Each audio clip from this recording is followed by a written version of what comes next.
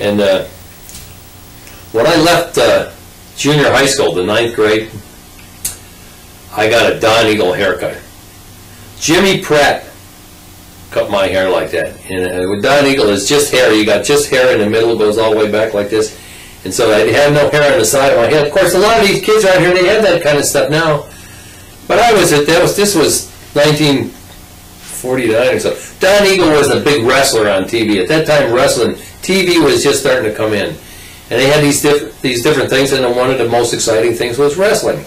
And so we'd watch wrestling. It wasn't near as funny as it is now, I don't think. Anyhow, these guys would do all this stuff, and this Don Eagle, Chief Don Eagle, had this haircut. So they called it a Don Eagle. Anyhow, I come home. The sides of my head was just as white as snow. And I come home, riding home on my bike, and my mom never said anything. She got so mad she wouldn't talk to me for 2 weeks. And I went out to be a big smartass the next day. I went out and I running around so people could see me, and I got my head sunburned, and my head felt like a damn watermelon. I had to wear a hat the whole rest of the summer. So that's the story of the Don Eagle haircut. And one of the first things after I met Bill, I met his little brother Ernie, who at that time was his little brother Ernie. I remember the first time I went in Bill's house. Ernie was, I don't know, he's 3 or 4, 5 years younger than Bill. That little shit had a set of blocks, and he threw one of them damn blocks and hit me. I no sooner got through the door, he threw that damn block and hit me right in the middle of the head. That little shit, and I couldn't do anything because his mother was there. Bill's mother was there. Well, that's the first time I met Ernie. And let's see. When I was in Longfellow, our home room in Longfellow was the wood shop. Bill and I were in the same home room, and we were in a wood shop. And you had to walk through the wood shop, and then our room actually was actually the drawing room. And the teachers, I can't remember the guy's name, but we called him Chrome Dome. I mean, this guy was bald as hell, and he was an old-time teacher. My dad knew him from being in high school, and he had a lot to do with sports, and he was well connected in the community. He was well known in the community. He was the guy who called the events at the football game. He was the announcer at the football game, all the high school football games. Anyhow, he would come in the room late sometimes.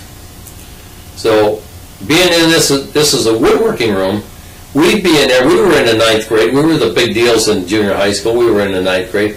And we'd go in there and we'd have a block fight. We'd get a piece of board and we'd get on a bandsaw and we'd cut those blocks up in little bitty pieces and throw them damn blocks all around at each other until he came. And then when he came, we'd try to brush the blocks away, and then we'd run and sit on like we were just being good kids, right? Well, we always had somebody at the door, spotting that door, because you could look all the way down the hall and see if Chrome Dome was coming.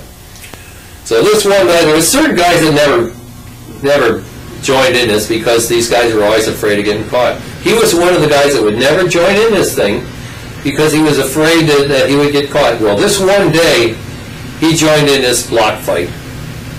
I can't remember what the hell was going on, but there was a washing fountain there. It was a circular washing fountain, and you could step on the bar there, and the water would come out anywhere around. And in the middle of that fountain was a pipe going up.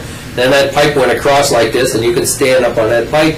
There was guys up on the 2nd floor where they stored all the wood, and they were throwing blocks at us guys on the 1st floor. So anyhow, for some reason, there was no watcher at the door. And this kid climbed up on this pipe, and he was throwing blocks at these guys on upstairs, and just said, "Croaked them, come through that damn door." And up on that pipe throwing blocks. And that kid just about melted, I'm telling you. It was the first time he ever did it, and obviously it was probably the last time in his life that he ever did anything. And he was real studious, a real smart, studious kid. His father was a cop, and he never got into any trouble. Real nice guy up in Canada. But the one time I went to the 35-year reunion, he wasn't there. Most of the guys from the east side weren't there anyhow. So anyhow, that's what we used to do in having block fights. We had a lot more of the block fights at that we didn't get caught. But that's the one time we did get caught. And in high school, we all were in clubs. There was a lot of clubs around in Lorraine. they had, the one club I was in high school was the Southerners, but they had, I don't know, they had a half a dozen different clubs. One was the Whistlers. I can't remember all of them. And my sister was in a club, and when you went in this club, they had this initiation. They all had some kind of a initiation night, you know. Wasn't anything bad, but it was just, you know, stuff they used to do. So we had the initiation. Well, my sister, after my sister got in that club, there was for some reason there was a lot of girls in that club around the east side, or maybe it was only east side girls, I don't know. But we had an initiation at my house, at our house, down in the basement. We had a pretty good sized basement. And right behind this basement was the fruit cellar, see? The door to the fruit cellar. Well, that was always kept locked. So Bill and I, there was a window going in that fruit cellar, I think. And we went there and crawled through that window. Or maybe we snuck in that fruit cellar and stayed there, I don't know. But there was a hole through the door that we could see because that's the hole we shot with the 22, see? And they set up this stand right in front of this door. I remember looking out through there, and there was this stand. It was a couple boxes with these boards across them, and they had all this stuff. They had ketchup and vinegar and mustard and hot sauce and all kind of stuff, and it was going to mix all this stuff up, and these girls had to taste this stuff. That was their initiation, see? So we got in there watching that thing, and we got to laughing so hard that my sister caught us in there and threw us out of it, and we got hell, and they got mad. My mother gave us hell for doing that.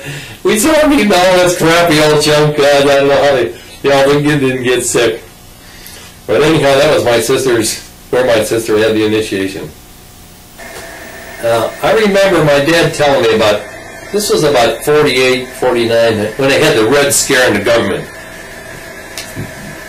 They had this guy in the government, was a congressman or a senator, and of course at that time they were starting this fear of communism because the communists were really getting strong. This is when they had the communist era. And this guy in the government, I can't remember his name, was just when TV came in the early 50s or so. At that time my dad was already working at the waterworks, I think. Yeah, he was already working at the waterworks. And for some reason he had never got a citizenship, a naturalization paper. That time if you were in the country so long, you could get a naturalized citizenship paper or something to that effect. So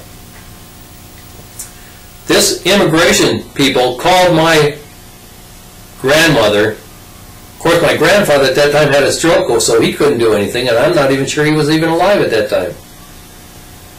But they called my grandmother, my dad and my grandmother, into Cleveland. And they were on the verge of deporting my dad. I remember him saying, he said, hell, I don't know nothing about Canada. I've been here since I was 2 years old.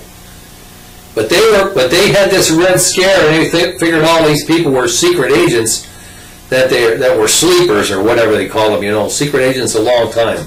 And so they were doing all this crap, you know, it was a paranoia in the government. And so my dad, the only thing that saved us that I can remember is my mother, when she was a young kid, she used to work as a lawyer. And she worked quite a while. And so she called up him to talk to him, and he said he would write an official letter that he knew my parents for such and such a time, and he was a good citizen, and he'd always worked, and blah, blah, all this kind of stuff. And they had to take that damn letter into Cleveland and show it to these people, or they were going to throw us out of the country. I can remember that. And like I say, at that time, my dad already worked for the waterworks.